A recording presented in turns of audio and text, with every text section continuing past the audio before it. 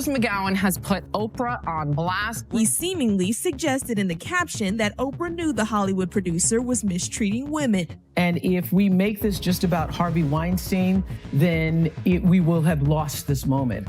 No, they eat babies. That is not bullshit. They love the taste of human flesh and they drink human blood. So there's secret rooms. They got secret rooms. Go on, tell me, how do I find the secret? So when you go in the secret rooms, because they hide it in loads of places, they tie string around and then they put it all around the body, but they're naked, and they got this tattoo on the private with like little piercings.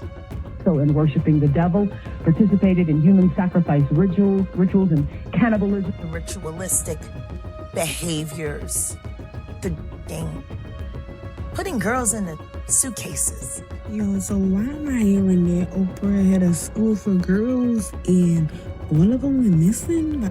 These are my girls. These are my girls. 50 Cent has publicly identified what he describes as long-protected predators within the entertainment industry, and he has directed much of his criticism toward Oprah Winfrey.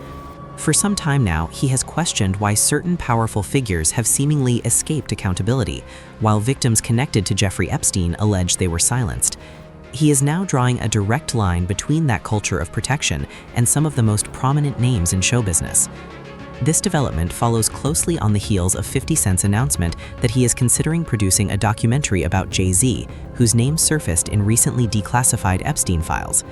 While he stopped short of making definitive claims, he made it abundantly clear that he is closely monitoring who is being mentioned in these disclosures and who is not.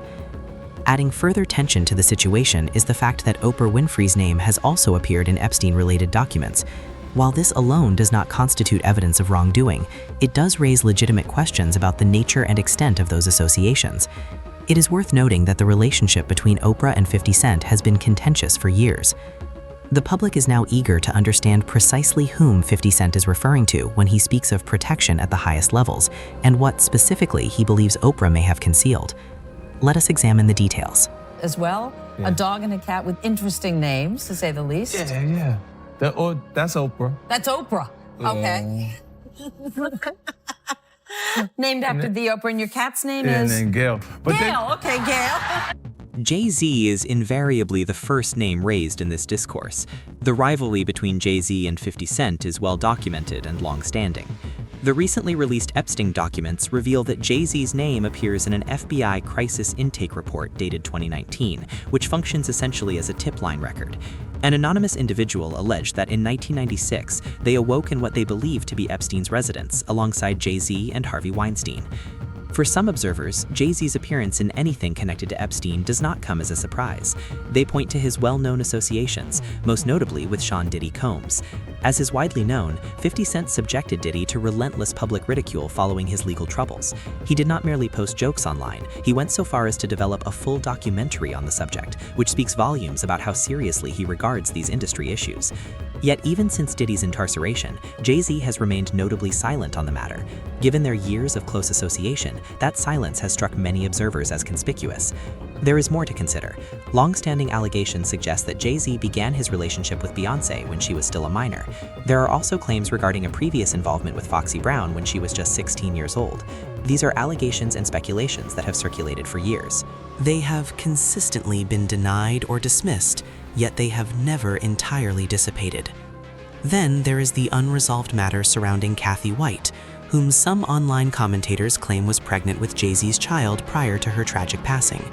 Most recently, in the past year, both JayZ and Diddy were named in a lawsuit alleging the molestation of a 13-year-old girl. Both have categorically denied any wrongdoing. However, when allegation is layered upon allegation, public perception begins to shift, regardless of whether formal charges are sustained. Footage has surfaced from Africa, where JayZ has been accused of running child safaris for Jeffrey Epstein's VIP associates and the global elite. Whoa, you put that thing on the whoa! You see how we do it here on Saturday, just as good as you see how we do it here on Saturday, just as good as. Now, where does Oprah enter in all this? So where does Oprah factor into all of this? Oprah Winfrey and JayZ cultivated a very public rapport following his 2009 appearance on The Oprah Winfrey Show. Known for not being a big fan of rap music because of misogynist lyrics and because of the use of the N-word. You obviously feel differently, and a little bit. She praised him openly, described him as charming, and even credited him with transforming her perspective on hip-hop culture. Consequently, when 50 Cent speaks of protection at the highest levels, people naturally scrutinize those relationships. Then there is Harvey Weinstein. JayZ and his organization, Roc Nation, were involved in commercial partnerships with the Weinstein Company. At the time, these collaborations were framed as meaningful storytelling, compelling content, and engagement with vital social issues. However, after Weinstein's sexual assault charges surfaced in 2017, every professional connection was re-examined through a very different lens.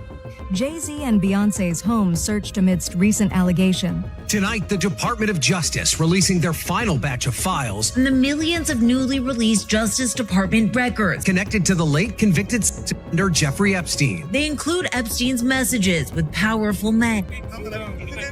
Be fun. Yelling at me, fun of me. You're the only one who ever yelled at me and got away with it. And I take it any time from you. I want to see him get it. And your thoughts on Donald Trump and what it means for what it means for mass incarceration. You know what? This is a labor of love for Jay, and as a result, he's my friend. We're here to talk about that and nothing else. Then can I ask about mass incarceration? And do you think the movement is okay? What did it say JayZ did? He was there in 1996? Come on, people. And here's some. There is a detail that many people tend to overlook. In October 2017, when Weinstein issued a public statement responding to the allegations against him, he paraphrased what he claimed was a JayZ lyric from the album 444. He stated, "I'm not the man I thought I was, and I better be that man for my children." The problem is that this particular quote does not appear anywhere in the song or on the album. Multiple media outlets flagged this discrepancy at the time.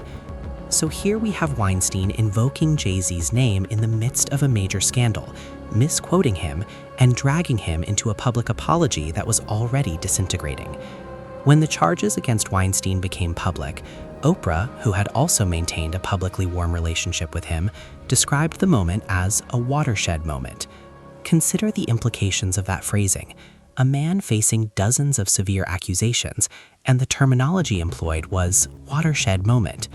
It was seemingly suggested in a caption that Oprah was aware the Hollywood producer had been mistreating women, with the implication reading, "You had heard the rumors, but you had no idea he was actually serially assaulting young, starry-eyed actresses." 54-year-old singer shared this meme of Oprah kissing Harvey Weinstein on Wednesday that read, "When you have been part of the problem for decades, but suddenly they all think you're the solution." He seemingly suggested in the caption that Oprah knew the Hollywood producer was mistreating women, writing, "You'd heard the rumors, but you had no idea he was actually serially assaulting young starry-eyed actresses."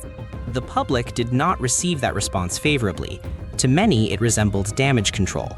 Given that Oprah had documented appearances and cordial exchanges with Weinstein over the years, her response was subjected to intense scrutiny. Once again, proximity does not equate to culpability. However, in this broader conversation about protection at the top, proximity is a recurring theme. This naturally leads to another name that consistently surfaces whenever Epstein is discussed: Bill Clinton. This is not merely an internet rumor, there is substantive documentation. Clinton did fly on Epstein's private aircraft. That fact is confirmed in the flight logs. Between 2002 and 2003, he undertook multiple overseas trips on that plane. When those flights are broken down into individual flight legs, his name appears 26 times. Many of those entries were simply segments of the same journeys. Nevertheless, once that figure began circulating, it became firmly embedded in public consciousness. Those excursions included destinations such as Bangkok, Brunei, Rwanda, Russia, and China. Ghislaine Maxwell's name also appears on some of those same flight logs, listed under the initials GM. There are also vintage photographs of Epstein and Maxwell attending a White House-affiliated reception in the early 1990s at which Clinton was present. Additionally, Epstein contributed funds connected to Clinton fundraising efforts during that period. Clinton's representatives do not deny the flights. They have acknowledged them, stating that he traveled for foundation-related work and had no knowledge of Epstein's criminal activities. They have also asserted that he never visited Epstein's island. Here is the relevant point. Oprah has conducted full-length interviews with Bill Clinton on her platform. He has been featured on her show. They have shared stages, participated in public lectures, and engaged in warm, collegial exchanges. Again, none of this constitutes proof of wrongdoing, but in discussions about elite networks and who provides platforms to whom, these associations are inevitably raised. And once one enters that analytical framework, the next name that invariably emerges is Bill Gates, because unlike internet speculation, this connection is grounded in verifiable interactions that have been extensively reported on for years. I was foolish to spend time with him. I was one of many people who regret ever knowing him. Every minute I spent with him, I regret and I, apologize that I did that. There are some really weird details coming out about Bill Gates' rocky relationship with Jeffrey Epstein. One day, Epstein is offering to get Bill Gates a Nobel Peace Prize through his connections, and then the next day, he's blackmailing Gates about his affair. To briefly connect this back to Oprah, she has interviewed Bill Gates on multiple occasions, and he has been featured prominently in the mainstream philanthropy and intellectual discourse that she is renowned for platforming. Once again, the same pattern emerges that people continue to highlight. Powerful individuals, the same circles, the same machinery of respectability. With regard to Gates, the Epstein connection is not speculative.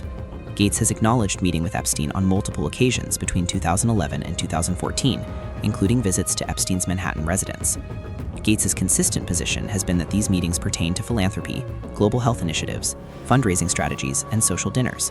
He has maintained that he never visited Epstein's island. The Gates Foundation has also addressed the association following document releases and has denied any financial payments to Epstein. Despite all of these explanations, public skepticism persists. A significant reason for this is that Melinda French Gates has publicly stated that Bill Gates needs to account for the lingering questions about why he was engaging with Epstein in the first place. She has also indicated that his association with Epstein was among the factors that contributed to their divorce in 2021, and that she had harbored concerns about it much earlier, dating back to approximately 2011. Questions remain there of what I can't even begin to know all of it. Those questions are for those people and for even my ex-husband. They need to answer those things. And finally, there is the matter of Richard Branson. Branson has also appeared in Epstein-related reporting and documents over the years. Newly revealed files indicate communications from approximately 2013, suggesting that Branson and Epstein had interactions. Branson's representatives have maintained that these meetings were limited to group or professional settings, and that he severed contact once he understood the full scope of Epstein's activities. That is their official position, but once again, it is a question of proximity. This is where Oprah re-enters the picture. Oprah interviewed Richard Branson. She publicly lauded him, featured him on her platforms, and shared stages with him, just as she did with JayZ, just as she did with Bill Clinton, and exactly as she did with Bill Gates. So when 50 Cent speaks of powerful people protecting powerful people, the public does not simply hear random names. They envision the circle: billionaires, media icons, political leaders, and entertainment moguls. And according to 50 Cent, Oprah was aware of a great deal and chose to remain silent. Also met Jeffrey Epstein exactly one time. I regretted it from the second I stepped in the door. I had nightmares about it afterwards. So you're sitting down there having cocktails while Bill Clinton's getting a massage from some girl who's rubbing her tuppets against the back of his head, whether knowingly or unknowingly having sex with underage girls. Everybody wants to be. Maybe some guys, that was their thing. Sure. Does it seem like with Epstein, that was his thing? Yeah. Joe Rogan recently stunned his audience by publicly disclosing that some of his close personal friends were named in the Epstein files. This revelation came after the United States Department of Justice released a substantial new tranche of information connected to Jeffrey Epstein. Just days ago, the Department of Justice made available more than 3 million pages of documentation, along with approximately 2,000 video recordings and nearly 180,000 photographs relating to Epstein-connected investigations. Many of these materials were heavily redacted. Nevertheless, even with names filtered out and identifying features obscured, a distinct pattern emerges. Political figures, billionaires, corporate executives, and even members of the British royal family appear repeatedly connected to Epstein, including in the period following his incarceration. These were not casual encounters. The evidence includes travel records, internal emails, contact lists, sworn declarations, and video footage showing the same prominent individuals appearing in Epstein's orbit year after year. All the information that's getting disclosed, supposedly this administration, what do you have the least faith that we're going to come to Epstein, a conclusion? for sure. Epstein. And I think it's because of Israel. I think that because when you really dig into Epstein, his entire network was Israel. It was clearly. Like Ehud Barak was the ex-prime minister and the ex-head of Israeli intelligence. Leslie Wexner was one of the most powerful pro-Israeli philanthropists. The whole organization was Israel. So and I'm not saying it was all of Israel. It was all an intelligence gathering and it was targeting Americans. It was targeting American officials and the American president. Right. And the CIA does have interest in those targets too. Elements in the CIA does. Certainly they had help from the CIA and certainly they had help from these other organized crime and intelligence operations. But you don't so for example, Dan Bongino, the new, deputy director of the FBI? He recently had this clip that went all around where he said on camera that he had a source that he trusted deeply. And he's an informed guy. He was at a Fox News interview, and the source told him that Epstein was working for an intelligence agency in the Middle East. And I don't know which one, but someone in the Middle East. And to be fair, we all already knew this. We already know who he worked for. At least I think so. But I'm looking at, okay, Dan, so if this giant group of Jewish billionaires is running a sex trafficking operation targeting American politicians and business people and stuff, you think they're working with an Arab or Muslim nation in the Middle East? Like, you think that Leslie Wexner is devoting his entire life to philanthropies on behalf of Israel, but then he's going to work for Saudi Arabia when he's doing this trafficking? What makes this revelation even more alarming is that Joe Rogan believes he received warnings about Little St. James long before the general public became aware. According to Rogan, Alex Jones had been cautioning him for years that something deeply sinister was taking place on that island. Jones asserted that the island was not merely a luxurious retreat for the elite, but rather a location where powerful individuals were being entrapped through compromising scenarios. At the time, Rogan dismissed these claims as hyperbolic and implausible. In retrospect, he now believes that very reaction, the instinct to dismiss, is precisely what makes the entire situation so profoundly unsettling. Democrats released those emails obtained from the Epstein estate, showing the convicted sex offender discussing Trump and seeming to suggest he had information he never shared. In a 2011 exchange with his co-conspirator Ghislaine Maxwell, Epstein writing the quote, "dog that hasn't barked is Trump," adding one of his victims spent hours with Trump at Epstein's home, but that Trump had never once been mentioned. Maxwell replying, "I have been thinking about that." House Republicans in the White House identifying the victim as Virginia Giuffre, who once worked at Trump's spa at Mar-a-Lago. Giuffre said she never saw Trump do anything inappropriate. She died by suicide earlier this year. In a 2018 text exchange, someone whose name is redacted wrote to Epstein, "It will all blow over. They're really just trying to take down Trump and doing whatever they can to do that." The context of the message is unclear, but Epstein responding, "It's wild because I am the one able to take him down." Trump and Epstein were friends for more than a decade. Have you socialized with him? Yes, sir. Yes? Yes, sir. Have you ever socialized with Donald Trump in the presence of females under the age of 18? Though I'd like to answer that question, at least today, I'm going to have to assert my 5th, 6th, and 14th Amendment rights, sir. After spoken to him in 15 years. He insists he broke off the friendship when he learned Epstein and Maxwell were luring away young female staffers who worked at Mar-a-Lago. He stole people that worked for me. I said, don't ever do that again. He did it again. And I threw him out of the place, persona non grata. I threw him out, and that was it. In a 2019 email to author Michael Wolff, Epstein writing, "Trump said he asked me to resign. Never a member ever." Of course, he knew about the girls as he asked Ghislaine to stop. With the most recent document release, elements that previously appeared disjointed are beginning to coalesce into a coherent picture. What is particularly disturbing is how many of these names had already surfaced years ago, only to be immediately dismissed. The media largely classified them as coincidences or unsubstantiated rumors. Now, those same names are reappearing, this time supported by documented timelines, patterns of frequent communication, and direct connections to Jeffrey Epstein's network. If I had to guess, there's too much circumstantial evidence that leads me to believe that it was an assassination. You know, I know a lot of people think that he committed, a lot of very smart people that I know think he committed suicide. I'm like, there's too many convenient things. The cut wires, the security cameras rather, not working. They weren't cut, right? They just stopped. They didn't function. Security cameras didn't function. The fact that he had shared a cell with this giant former cop who was a murderer, who had multiple people, just giant roided up cop. Like, this is a cellmate. Like, if you wanted to get somebody, hey, look, bro, extra Twinkies, take this guy out. Like, it wouldn't be hard. He's already killed a bunch of people. He was a drug dealer. Do you ever see the guy? Do you ever see the guy who was his cellmate? No, but it's like it's kind of hilarious. It's like when you're a freshman in college and they just put you with somebody, you know? Bro, if you wanted to get someone killed, you have a high profile witness, okay? High profile witness in the craziest trafficking conspiracy of all time, where a guy who may or may not have been an intelligence asset or an intelligence agent or whatever the fuck he was for whatever country, this guy he's arrested for trafficking to elites, and then you put him in jail. Oh my God. With that guy. I thought that was the guy that fought Mike Tyson. Remember that dude who read that poem? Bro, you put him in jail with that guy. All you have to do is get that guy cigarettes and steroids. You tell him, I got you Marlboro Reds and Tren. I got you testosterone replacement for life, even though you're going to still be in jail. I got you some Marlboro and Test 200s. Dude, he was found guilty of 4 men, and they put him in a cell with Epstein. Look at the size of that savage. Big guy. Giant muscle-bound, steroided up dude, and they put him in a cell with Epstein, and Epstein got strangled.